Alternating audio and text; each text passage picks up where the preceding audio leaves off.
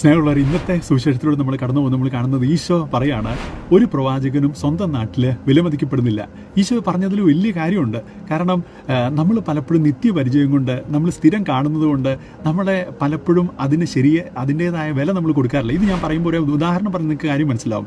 നമ്മൾക്ക് ലഭിക്കുന്ന ഓക്സിജൻ, ദൈവം നമുക്ക് നൽകിയിരിക്കുന്ന വലിയൊരു ഗിഫ്റ്റാണ് ഈ ഓക്സിജൻ, അല്ലേ? പക്ഷേ അതിൻ്റെ വില നമ്മൾ മനസ്സിലാക്കുന്നുണ്ടോ? വില നമ്മൾ മനസ്സിലാക്കുക എപ്പോഴാണെന്നറിയോ?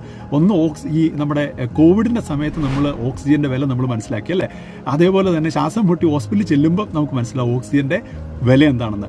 ഇതുപോലെ തന്നെയാണ് നമ്മുടെ ജീവിതത്തിൽ നമ്മളുമായിട്ട് ഇടപഴകുന്ന ആളുകളും, നമ്മുടെ പേരൻസ് ആയിക്കോട്ടെ, നമ്മുടെ ബന്ധുക്കളായിക്കോട്ടെ, നമ്മുടെ സുഹൃത്തുക്കളായിക്കോട്ടെ, നമ്മുടെ കൊളീഗ്സ് ആയിക്കോട്ടെ, ഇവരുടെയൊക്കെ വില നമ്മൾ പലപ്പോഴും മനസ്സിലാക്കുന്നില്ല. അതിനുള്ള കാരണം നിത്യപരിചയം കൊണ്ടും എന്നും അവരുമായിട്ട് നമ്മൾ ഇടപഴകുന്നത് കൊണ്ടും അർഹിക്കുന്ന വില നമ്മൾ അവർക്ക് കൊടുക്കുന്നില്ല. നമ്മൾ വില മതിക്കുന്നത് എപ്പോഴാണെന്ന് പറഞ്ഞാൽ അവർ നമ്മളിൽ നിന്ന് നഷ്ടപ്പെടുമ്പോഴാണ്.